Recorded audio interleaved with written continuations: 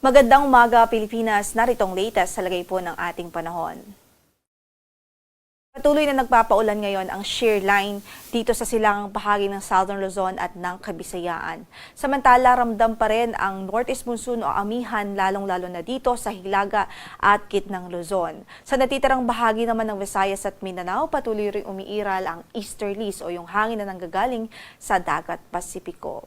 Ngayon nga po ay wala po tayong bagyo na minomonitor sa loob ng ating area of responsibility. Wala rin po tayong gale warning na nakataas ngayon sa anumang bahagi ng ating mga baybaying dagat. At sa kasalukuyan, ang ating advice na lang sa ating mga kababayan, patuloy na mag-antabay sa updates ng PAGASA sakali po magkaroon ng mga significant changes patungkol po sa posibilidad ng pagkakabuo ng mga low pressure area o kaya naman mga weather disturbances. So sa kasalukuyan nga sa ating forecast para sa araw na ito, patuloy na makakaranas ho ng maulap na papawirin at mataas na tsansa ng mga pag-ulan ngayon sa Sorsogon Province, maging dito po sa Northern and Eastern Samar at maging sa Samar Province. Yan ay dulot ng shear line. Samantala dito naman sa Metro Manila at natitirang bahagi pa ng Luzon, asahan na natin ng pulupulong mahihinang mga pag-ulan, direktang epekto po ng Northeast Monsoon o amihan.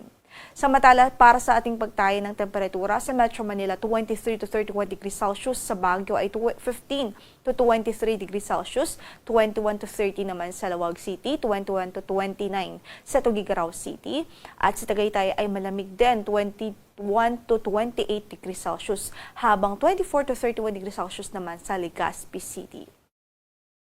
Samantala, again po yung Northern at Eastern Samar, maging ang Samar Province, asahan natin ang mga pagulan dulot po ng shear line.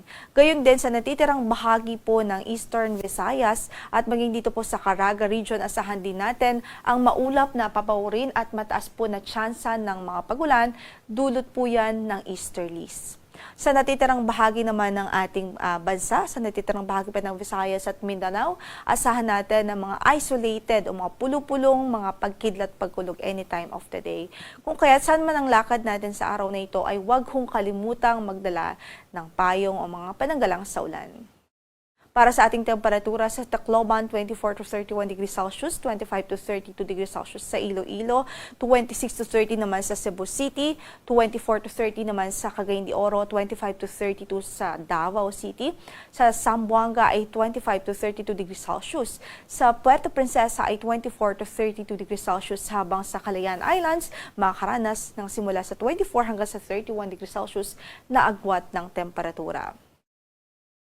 Wala po tayong gale warning ngayon na nakataas sa mga bahagi ng ating mga baybaying dagat, although moderate o katamtaman hanggang sa maalon ng kondisyon ng karagatan sa malaking bahagi ng Northern Luzon at silangang bahagi ng Central Luzon, yan ay dulot po ng amihan. So, ingat pa rin ang ating advice sa ating mga kababayan doon na mandaragat, especially po yung mga gumagamit ng maliliit na sasakyang pandagat.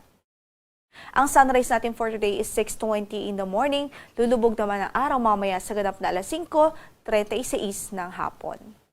Ito po si Lori de la Cruz Galicia. Magandang umaga po.